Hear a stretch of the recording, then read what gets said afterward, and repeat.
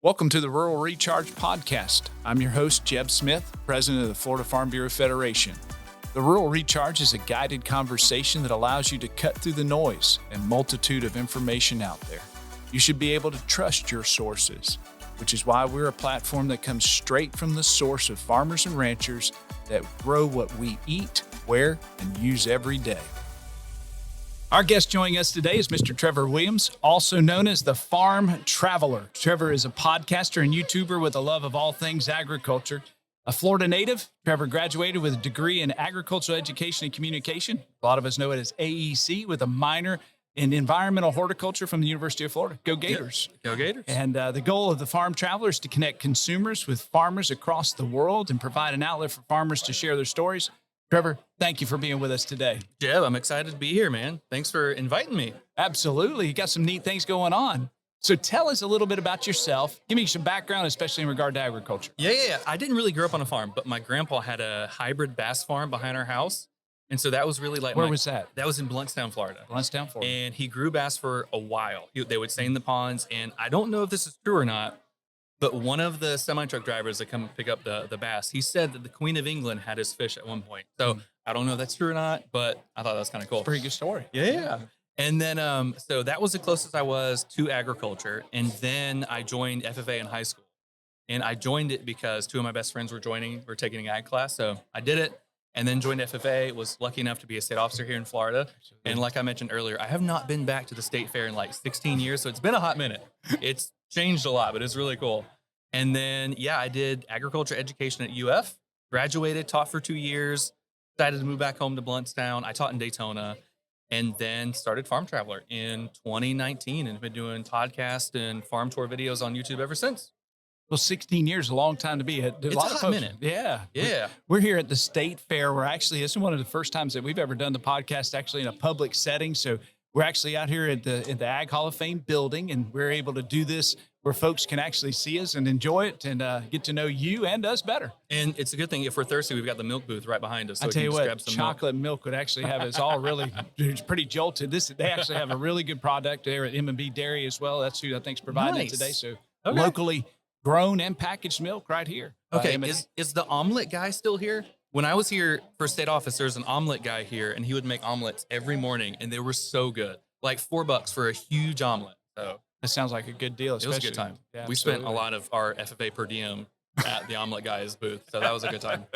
So you tell us a little bit even more about yourself, your family. And I mean, here you've got your family with you. Tell us a little bit about your family as well. Yeah. My wife is here. She's recording. She's our camera woman. We've got some friends here too. So my wife is not from an ag background, but we met through our friend Matthew, who actually is here too. Matthew's here. Absolutely. He introduced us. Yeah. So yeah. And then we've got our son Cooper, who's 8. So Allie wasn't from 8 months. 8 months. Yes. Sorry, absolutely. 8 months. Yeah. It feels like he's 8 years old because he's growing fast already. It's big. Yeah. But so Allie's not from an ag background. I kind of am. My grandpas both had diversified farms growing up. So my mom's dad had cows, and he did a lot of hay. And he also had an elevator company. So a lot of stuff going on there. And then, my grandpa had a catfish farm. But then all the kids didn't really do farming. My dad was a teacher. All my aunts and uncles went into different industries. So it was one of those stories where, like, the families have got those big time farms, but then the kids don't go into production farming, which, sometimes it is, sometimes it doesn't. So, Trevor, you told us you're from Bluntstown. Oh, yeah. I know where Bluntstown is. I've been in and out of Bluntstown a lot, but others may not know where it is. Explain where Bluntstown is and what kind of agriculture goes on there. So if you are traveling from Tallahassee to Panama City or vice versa, Bluntstown is that 2-stoplight town in between those two. They're an hour from both, but I don't want to brag. When I was in high school, we had 2 stoplights. Now we have 5.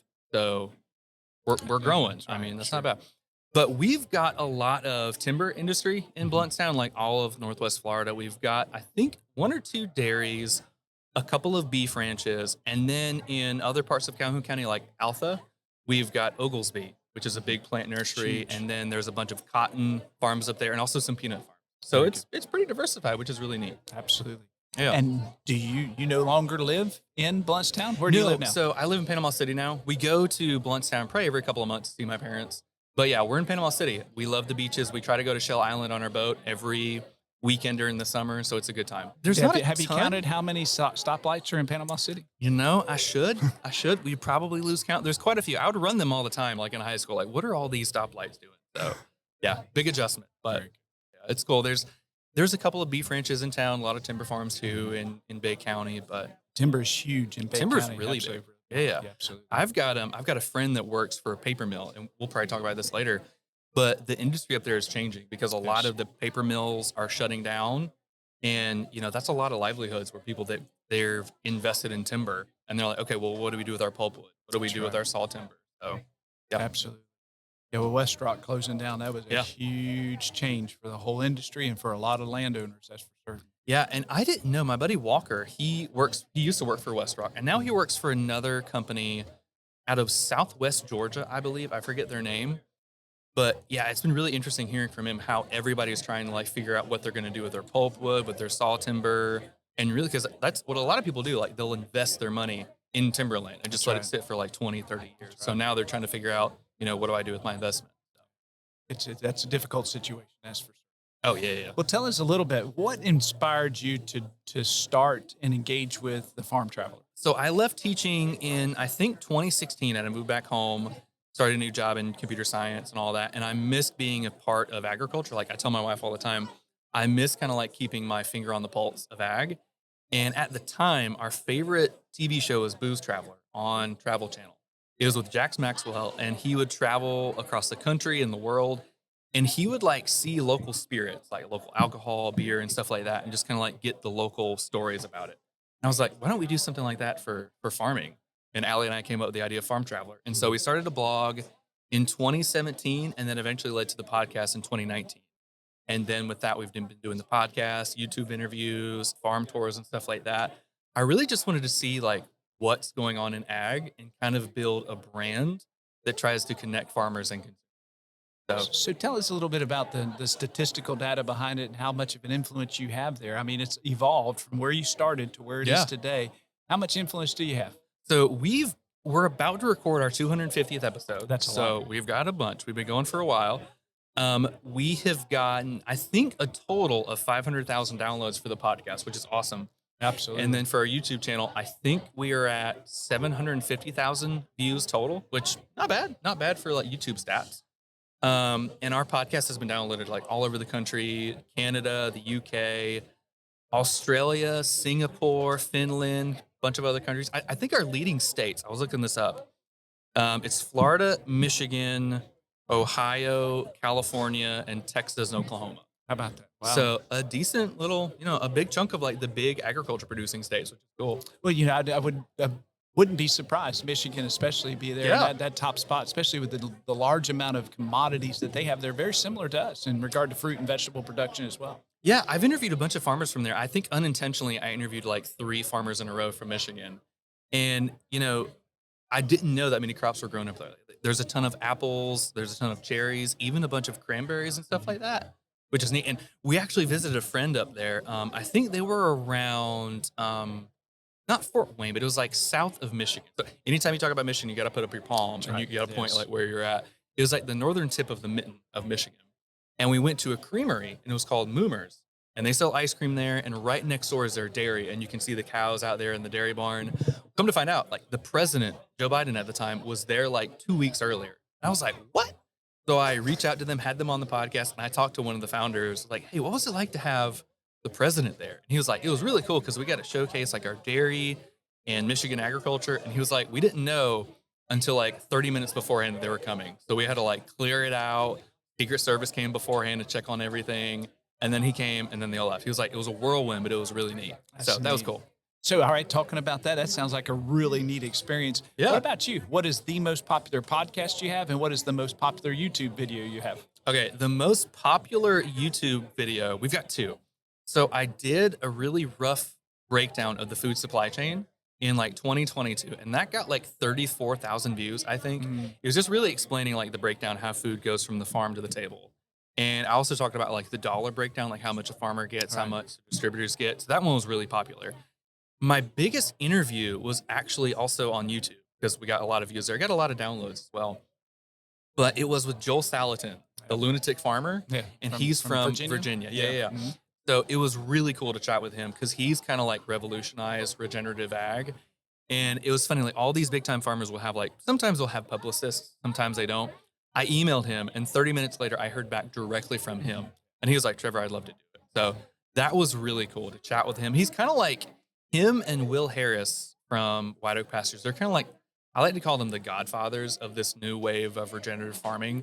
So it was really cool to chat with him and learn, why he's doing it and what his tips and tricks. So Yeah, when I was actually doing a CSA back, it's a community sport agriculture. I did that for 7 years. Wendy and I did, and when we had our children were home, we had a good labor force. I'll say that. They actually learned a lot too. But we did the CSA on top of our regular commercial ag operation. And Joe Salatin had written a book, and we read that together, and actually were engaged, and we're able to see a lot of what he had thought. I mean, he could be a little divisive amongst some producers, but still a very sharp individual in a niche market, that's for certain. Yeah, he is. It's cool watching him share like his workshops that he does and having people out there. And honestly, I kind of like the divisiveness. Like when we've got some people think regenerative farming can't work, some people think that it is, but I feel like it leads to a lot of really good discussion. Like, why do you think it can't work? Why do you think it can work? And like, I think that discussion really advances the industry.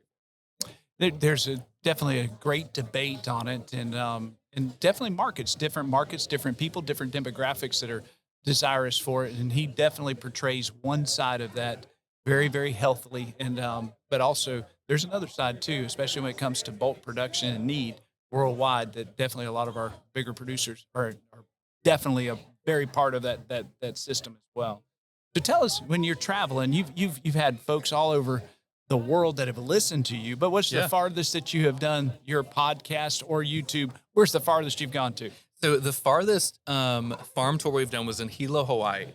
So my wife had a work trip out there to Honolulu, and so we went there for a week. South end of the Big Island? Yeah, the south end of the no. So we were in Honolulu. That's the second smallest island, and then Hilo was in the southwest of the Big Island. You know your geography. All right. Yeah, it was beautiful. It was really cool. We were there for like 2 or 3 days. Actually, the president of the Hawaii Farm Bureau lives between Hilo and the Volcano State Park there too. So that's why we definitely know it. But it's a very big part. That used to be sugar cane and pineapple on that island. We on a separate trip we went to the Dole pineapple plantation. That was really cool. We didn't record it, but it was still really cool. But we went to a chocolate farm in Hilo, Hawaii called Lavaloha, and we did a whole tour there. That was our first farm tour, and it was really cool. They're growing cacao out there, and they say that the volcanic rich soil gives the chocolate like a really deep flavor. And we tried it there, and I really think it does. Like, it was really good chocolate, and they even practiced their. I got to know their farm manager, Deus Bencomo, really well, and he wanted to practice like their shipping internationally. And so he shipped it to Florida. He was like, hey, let me know if the chocolate arrives there and it's not melted. And it arrived there perfectly, and it was delicious chocolate. They have like a white chocolate with cacao nibs in it, and it was really good, like little chunks of the cacao. It was delicious. So the chocolate was good. We got a whole tour of it. We got to see them, like the cacao plants, and then they got to dry the cacao beans to let the chocolate kind of ferment. And it was fun. It was a good time. We ate a lot of chocolate on that. So did you come across the island to the north side and Parker Ranch? So I think so. What we did, we flew in at like 3 p.m. and we actually booked a manta ray snorkeling trip. And so we had to drive over this road that went straight through the island. But they had just had a wildfire through there, and they said don't drive. But we're like, well, we kind of got to make our snorkeling trip. So we drove through, and it was like uphill, downhill. And we rented this sketchy car, but we made it luckily. But we made it. We saw the manta rays. It was really cool. And then we made it to the chocolate farm. So it was a good time. So just a note of privilege here. That's actually, if you came up over that road, coming up toward like Kona and all, my brother was stationed, and that's where he was on a rifle team with the United States Marine Corps. Okay. That's where they actually practiced, was on top of that mountain. Oh, cool. Which is really and folks that don't, some of those things, these places are so unique. But it was 82 degrees in Hilo. Wendy and I late one afternoon, and then came up on top of that mountain, and it was in the 30s, and then came back down. It was in the 70s. It's that diverse there. I bet that was cool. We also did, and if anybody goes to Honolulu, you got to go here. I don't know if you've been here. Kualoa Ranch is on the northeast side of the island. So they're an active ranch. They've got cows. They've got a bunch of different crops there. I think they've got dragon fruit too. Pretty much any Hollywood movie or TV show you've seen where it's on Hawaii or like a jungle is filmed at Kualoa Ranch. Jurassic Park was filmed there. 51st Dates was filmed there. A ton of movies were filmed there. So it's like an active film set, which is really neat. And you can go there. You can do like the tour. You can see where they film like certain scenes of Jurassic Park. And I think it's so cool because it's like it's an active farm, but they do such a good job of agritourism there and of like bringing industry to that ranch, which I think is phenomenal. Like they've got a farm store and they sell their meat at the farm store. And you could say, hey, I bought this meat where they made Jurassic Park. I think that's really neat. That's pretty cool. Well, it's a very unique environment. You've been to other places that are quite unique in the United States. So out of those, you've had different interactions, different things. Name some of the similarities and some of the differences that you have seen from Florida to Hawaii to Michigan and in between. What are some of the similarities between what issues that producers have and some of the distinctions, maybe some of the differences that are outstanding as well? Yeah, when it comes to issues, I think it's really interesting that when one industry is booming, whether it's beef or row crops or something, some other industry is going to be struggling. Like I've talked to some beef ranchers. I think Amanda, she's the ag advocate or the fit advocate on Instagram, and she's a beef producer, and she's out of I think Oklahoma or Missouri. But anyway, she was talking about on our podcast that the beef industry is pretty good for them. They've been getting kind of like what they say is their fair share, just the way the market is. But then I've heard from pear farmers in California, and they're struggling because like there are new shipments coming in from like Argentina that are basically like plummeting their prices. So they're struggling. Some beef ranchers are doing great and some aren't. And then also like, I think this has been something that's been going on for decades, the dairy industry. Some dairies are booming and others are really suffering because of, plant-based milks and other milks. So it's really diversified. Like I know here in Florida, we've got a lot of issues when it comes to like the citrus greening has really impacted orange growers here. Well, in California, like oranges are fine and they've been fine for a while to my knowledge. And so their industry is booming, ours is kind of suffering. So what is working in one state might not work in another, which I think is really cool because I've interviewed a lot of different farmers and we talk about like regenerative farming and no-till and stuff like that. And we talk about like, oh, why do you do no-till and why do you don't? And they brought up some really good points that like what one farmer can do, another farmer probably can't do. Like this farmer, maybe they do no-till and they do crop rotation. Perfect. Maybe another farmer, they can't because of the climate. Once they harvest, the soil is too hard and they can't plow and do a cover crop. So I think it's really neat that everywhere is a lot different. Like even here in Florida, I was trying to come up with a good analogy. I think Florida is kind of like Epcot. You drive for 30 minutes, you've got a totally different industry. Northwest Florida is timber, peanuts, cotton, even some oysters around the Big Bend. Central Florida, you've got fruits, you've got oranges and dairies all throughout the state. South Florida, you've got sugarcane. And so you drive an hour, 2 hours, you're in a totally different industry. And different success stories, different issues affecting them. So, yeah, it's wild, all the stuff that's going on. I mean, the industry is always in flux, and you probably know that better than a lot of people. Well, we do. We get to see that and see it firsthand and to see the common things that we all have. And I can tell you one of the number one thing that I see, not only here in the United States, but also globally, is profitability. Yeah. Producers being able to make a living. Secondly, I think the top thing would be is labor. I mean, availability and affordability of labor has been a huge issue. And the third one that I've seen, not only here in Florida, in the United States, but also in my interactions globally, is age. A lot of real huge concern about the average age of the farmer, not even the U.S. farmer, not the Florida farmer, but the world farmer. The European Union has this. They call it generational renewal. It's a big concern. Canada, Mexico, the same issues. The average age of the U.S., the world farmer has become a very significant issue. Have you seen that as well? Yeah, I forget what the stats are, but I know the age is going up drastically, whether it's in Florida or across the country or even the world. I think like years ago, it was like the average age is like 45 or something like that, roughly. I see it as two things. One, the average age is going up, and then also like available land is going down. Actually, the average age of the U.S. farmer is 58.1. Ooh. And okay. The average age of the Florida farmer has become 58.9. Really? The average age, this is according to USDA's 2022 survey, the recent that was put out just in 2023, And the average age of the beginning farmer is now 47.1 years of age. So Really? those are huge numbers. And it interrupts you, but those statistics are so impressive or depressive, depending on what your perspective is, that, boy, it really needs to be addressed. And I'm sure that you see that as well. Yeah, I've seen it's really hard to find people that are farming for the first time that are young. All right. I mean, you can find some like there's a couple of people on social media that have been doing that, but it's really difficult because it's a hard industry to get in. And then two, people just don't really know what all agriculture is about now. I like to tell everybody like the normal consumer thinks agriculture is like the American Gothic painting, where it's like the old couple and the old man's got a pitchfork and there's like a barn in the background. Like you think like old agriculture, but I mean it's a lot more than cows, sows, and plows, which is what we say a lot. And one reason I love it is because you could go into the ag industry no matter what your discipline or your specialty might Sure. be. If you want to be an engineer, if you want to work with drones or satellites or computers, if you want to be a teacher, if you want to be a scientist, if you want to be a veterinarian, you can go into agriculture. And I think we just need to get the word out with that a little bit more. Like Sure. maybe tell more people in high school, have more ag programs around the state or the country. So, because I think it's a problem that we really need to solve sooner rather than later. Well, and Trevor, truly, I mean, this is something I wanted to talk to you about because you deal with some of the smaller localized producers that a smaller niche market could actually be probably more conducive to a young or beginning farmer to get involved with. Talk about regenerative agriculture. That's usually done on a smaller scale than Yeah. it is a larger scale in regard to non-pesticide applications and those kinds of things because it is so much more intensive and a lot more costly to Mhm. produce. And a lot of people don't realize that the average that cost of input, especially in some of these smaller operations, is very, very intense.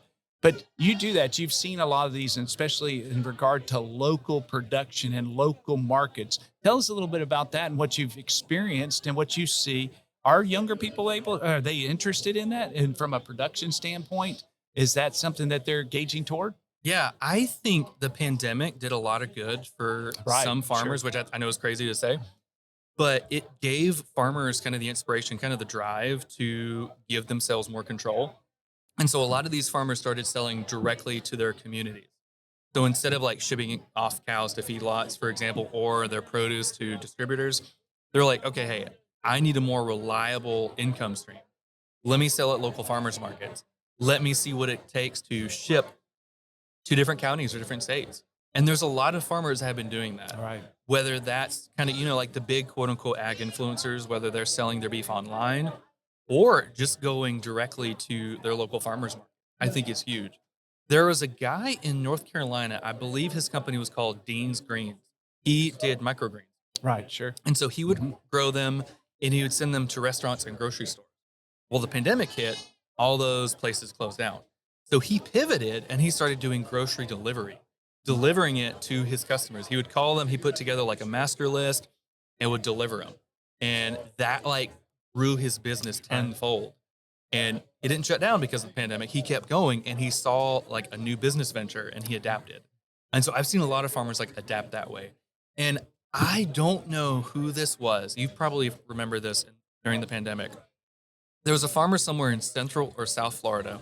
He was like a squash or a zucchini grower, and I think he had a contract where he would sell it to grocery stores. Grocery stores weren't taking it, and so he put out an ad on Facebook. He said, "Hey, we've got a tractor trailer load of vegetables. Come get it. Like you can buy a crate for $20." He had like a 2 mile long line of cars to come pick it up. I read it in like I can't remember what magazine it was, but that's such a cool idea. And first off, he got more bang for his buck. Second off, the consumer got more bang for their buck because Sure. they were spending $20 on like a huge thing of produce. All right. And I just think, again, like the adaptability of farmers is awesome. They saw an opportunity and they pivoted and it was a success for everybody. So I've seen a lot of that, which has been really cool. So a lot of direct marketing, a Yeah, lot of a lot. engagement. So they're cutting out that middleman or the retail Mhm. side of it, which you did. That's 2022. You said that your podcast is so popular. It was describing to people, explaining and showing them the how it goes from farm to the table side of things, Yeah. and what that benefits or how that works.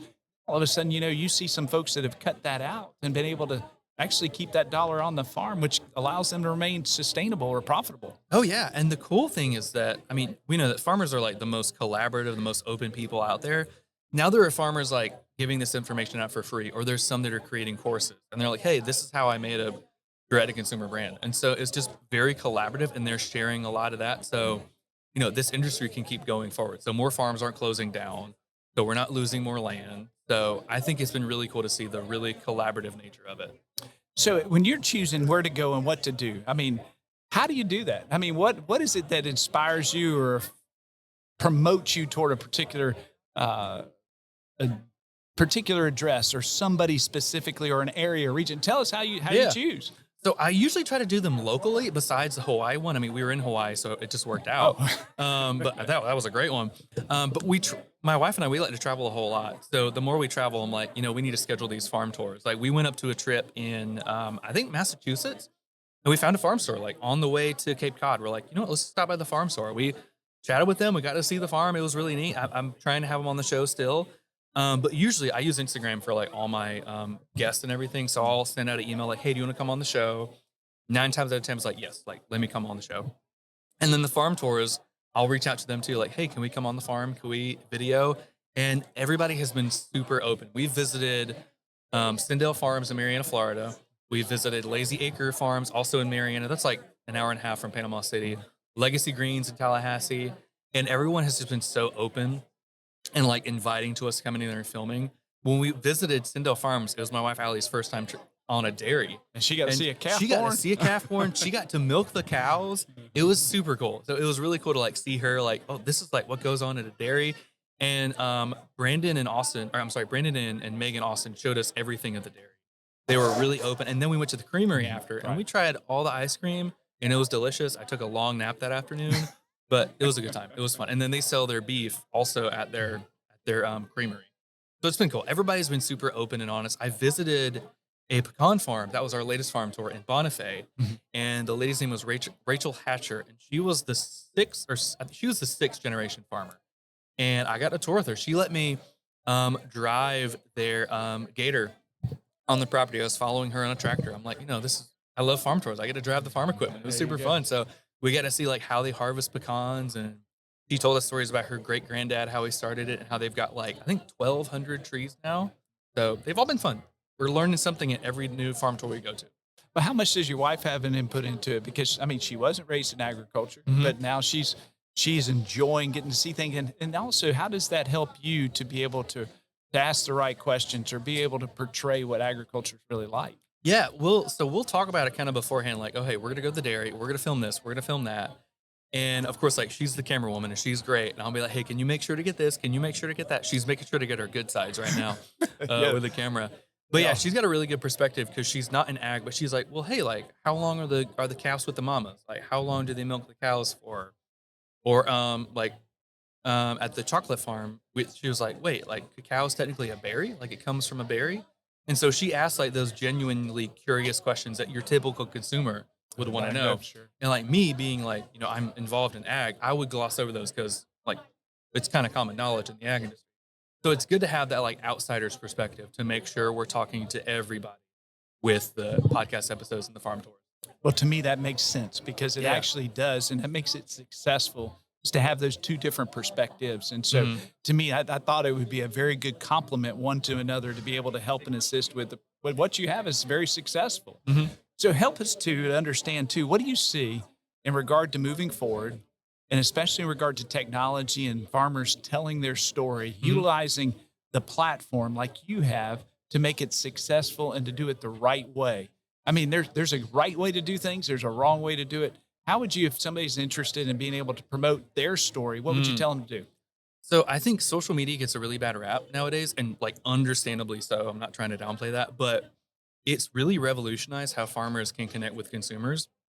Because now, like a farmer, all they have to do, download Instagram or Facebook or TikTok or whatever, YouTube, and you can literally start filming what you do on the farm. And that's how so many people have like revitalized their businesses or even how they've like started farming. But what I would tell any farmer that's doing that, look and see what other farmers are doing. Like if you're a beef cattle rancher, if you're a dairy farmer, see what others are doing and like pick their brains. And also, like, it's just as important to share the story of the product, of your beef, of your pork, of your oranges or whatever. But it's also really important to share your story. Like, Right. the consumers want to know just as much, if not more, about you than how you make your stuff. So I think that's really important too. And I think that's really fun. Like, people want to see genuine people online. Like, they don't want to see like a fake facade. I think Derek Josie is on Instagram and Facebook and all that stuff. He's a dairy farmer in Oregon, and he's really open about his dairy. He's part of the Tillamook Cheese and Milk Cooperative up there, and he's really open. He's like, if we have a sick cow, here's how we treat it. If we've got a cow that's on her last leg, this is what we do. And he's really open, and people really appreciate that. Now, yes, he does have to interact with trolls every now and then on the internet, which a lot of farmers do, but it's a lot of consumers really appreciate that openness. And it's really cool to see that because I've also seen a lot of like new relationships build because of social media. Like apple growers in Michigan or Washington State will become best friends, and they'll share like each other's stories and share their stories online, which I think so.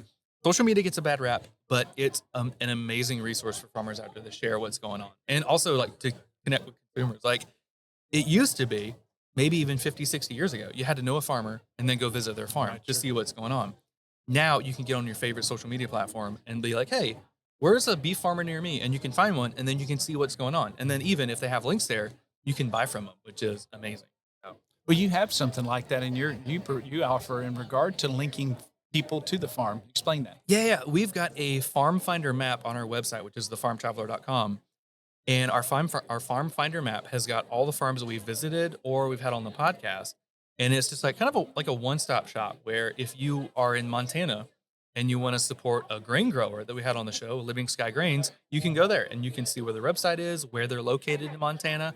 And even here in Florida, you can see where Legacy Greens are, where Sindel Farms are, and you can actually go and order from them or you can go visit them. So like a lot of people don't know where to start, like Googling or going on Apple Maps or something. So I thought this would be like a really cool thing to have on our website to show who all we've interviewed and how you can visit them or locate them. Because a lot of them are like they'll have farm tours every now and then where like the community can go there and see what's going on. Very good. What do you think? I mean, in regard to what you've experienced, what you've seen, people you've talked to, what does the future of agriculture look like? Oh man, I feel like the last 5 years there's been a big boom for indoor agriculture, like Arrow Farms, Gotham Greens, and all that. But I think that's kind of coming back down to the surface because people were investing billions of A dollars, lot of like money. a ton. But it's just really expensive to build those warehouses, and it wasn't turning a profit yet. But I really think direct to consumer is the next big wave. And people are, because especially post pandemic, people wanted to go outside. Consumers wanted to support local farms, and farmers were like, hey, let's capitalize, which is amazing. So I think as more farmers venture online, especially as the older age of farmers, as they experiment online and figure out how to sell online, I think that's going to be the kind of more farmers taking on more responsibility to sell their products to the consumer. I think that'll be amazing. And also, again, post pandemic, more farmers have been doing agritourism and also events on the farm, Sure. whether that's like a petting zoo or a corn maze. There's so many opportunities that bring people to the farm and have just events there. So I think that's been a really cool thing a lot of farms have been doing. So I think those are kind of the growing trends I think are going to stay around for a while. Definitely maximizing their Yeah. assets that they use and have and possess. That's for sure. Well, Trevor, I appreciate what you're doing. It's exciting. If you were to leave one last thing for our listeners, what would it be? Yeah, well, it's been great chatting with the Jeb. I was trying to mull over like what would be a good way to say this, like how can I figure it out? But I think it's never been easier to support your local farmer. Whether you are in an urban area or you're in a rural area, you can go to farmers markets, you can look online and you can order stuff. Like you can support your a local farmer or even farmers like across your state by just going online, ordering directly from them. Every county in the state, every county in the country has got their own ag extension office. Call them, ask them local farms you can visit, ask them who they would recommend buying from. They're a resource there for you and the farmer, so reach out to them. But yeah, I think it's never been easier to support your local farmer, and it's a good time to do it because it's an industry we all rely on, and it's important to the Florida economy and the national economy. All right, Trevor, again, how do people be able to witness some of your product, your podcasts and your YouTubes? How do they get a hold of that? Whatever your favorite podcast player is, Apple Podcasts, Spotify, just look up Farm Traveler and you'll find us. YouTube, you might have guessed it, we're also Farm Traveler. Social media, we're also Farm Traveler. You might need to, I think on Instagram, we're farm_traveler. And on Facebook, we're the Farm Traveler. We're super active on Instagram and Facebook. And of course, the podcast and all that. So yeah, anywhere you're at, just look up Farm Traveler and you will find us. Well, there you have it. Trevor Williams, he is born and raised here in the state of Florida. He is a UF graduate in AEC program, and he has his podcast, YouTube, his Farm Traveler. And I'm going to just say thank you for your time today. Thank you for what you're doing for folks to be able to see and witness our agricultural industry, to connect and to be able to have a better understanding of what's happening out there. And we wish you the very, very best. Well, thanks for having me, Jeb. I appreciate it. There are a couple of funnel cakes and corn dogs with my name on them, so I'm going to go hit those up on the way out. 16 years. It's been 16 years. The last thing I'll say, when I was here, I had a Krispy Kreme hamburger. Oh, delicious. I don't think my metabolism can handle it now, but for a young 18-year-old, it was a perfect midday snack. That definitely. It was good. It was good. I don't know if you know this, but they come with a free defibrillator. So just in case you need those. I don't need those. That's for sure. Trevor, thank you. May God bless. Thanks, Jeb. Sir. Thank you so much for supporting the Rural Recharge podcast. We hope that you are enjoying these conversations brought to you by farmers for your benefit. While you're here, please consider giving us a rating or a review. It really does help us to continue to share the stories of our Florida farm families and the important impact they have on your community. Thank you, and have a great day.